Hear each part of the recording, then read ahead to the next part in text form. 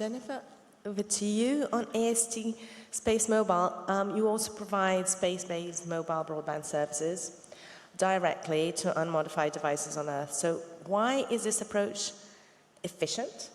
And what benefits can AST bringing to addressing the digital divide? Thank you. So thank you for the question, and thank you as well, Diana, for moderating the panel and the ITU for inviting me. And like Amy, I was here last year as well.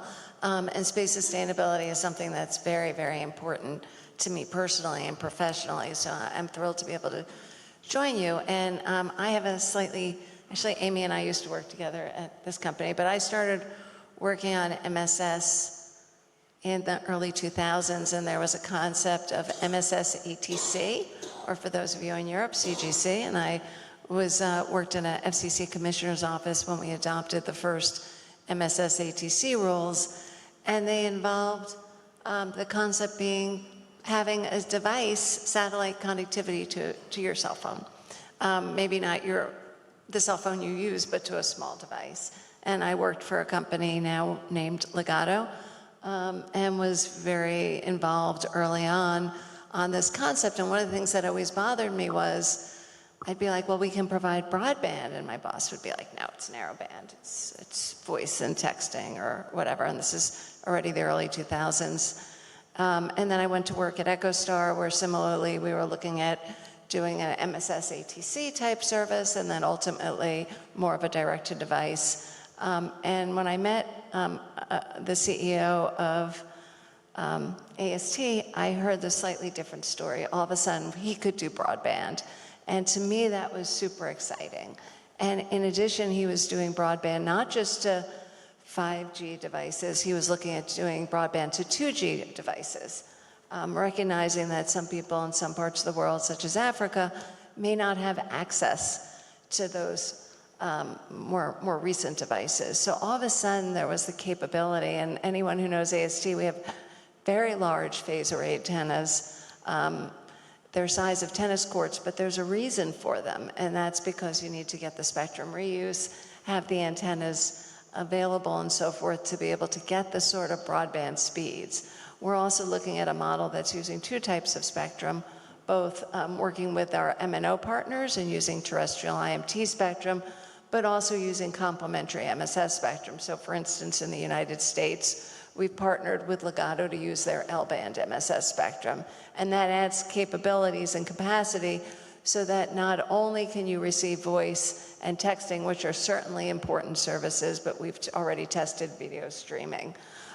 In terms of efficiency, one of the things is, unlike some of the larger constellations, or people have plans for larger constellations, we need 96 satellites to cover the globe. So although our satellites are very large, they're very capable, so 96 is what we need for global coverage. We are planning to deploy and have an FCC application for 248 satellites, because of course you want to have additional capabilities and capacity.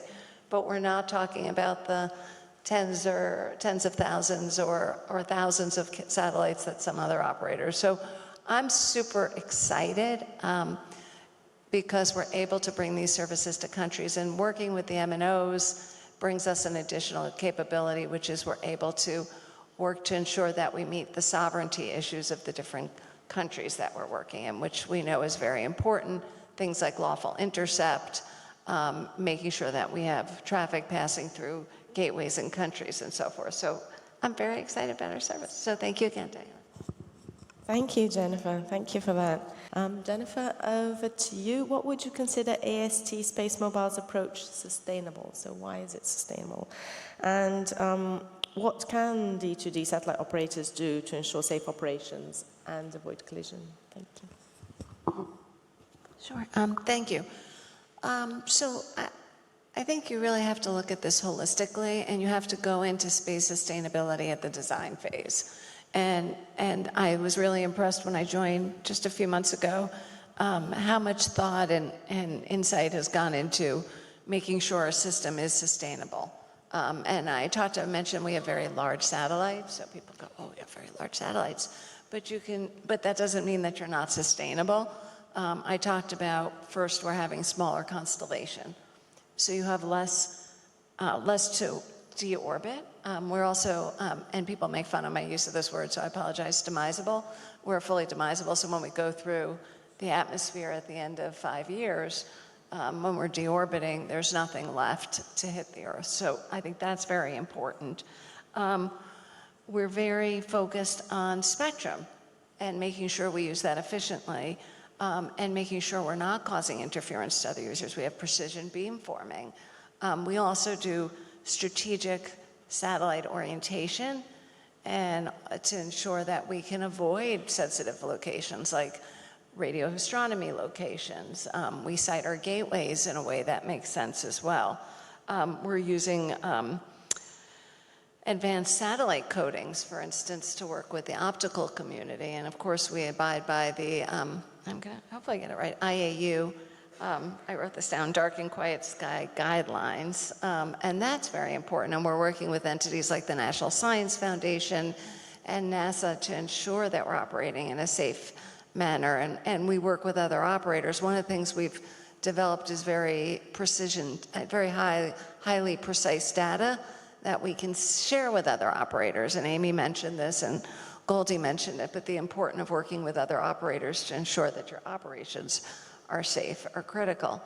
So all of these things, I think, help ensure a safe operating environment. Great, thank you, Jennifer. Thank you for mentioning this sustainability by design and on the operation, so this two-step on the sustainability. Jennifer, so similarly to you, so what can the D2G operators do to ensure this efficient spectrum use and avoid harmful interference? So I'm talking from the use of using the IMT terrestrial spectrum, but in generally, technologies like precision beamforming, being able to shape your beams in a way to avoid borders is really important. My company is a U.S. company. We have an application pending at the FCC. We have very big borders. We have U.S., Canada, and Mexico. But when we come to Europe to provide service in a country like Germany, for instance, I believe there's 9 countries bordering Germany, and I apologize to my German friends if I have the number wrong. But that means you need to be able to control the border. And that's something that we're very focused on. Also making sure you have appropriate protection thresholds to protect the IMT spectrum. So we're very supportive of actually a specific number, -120 dBW M squared, which we find working with our MNO partners like Amy finds that that's the appropriate protection criteria to ensure the MNOs are protected from an interference perspective.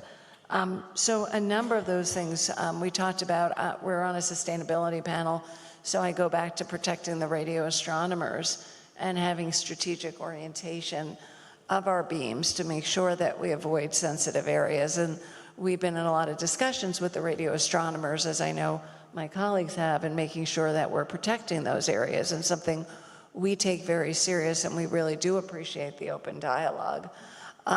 So I think there is a number of things to happen.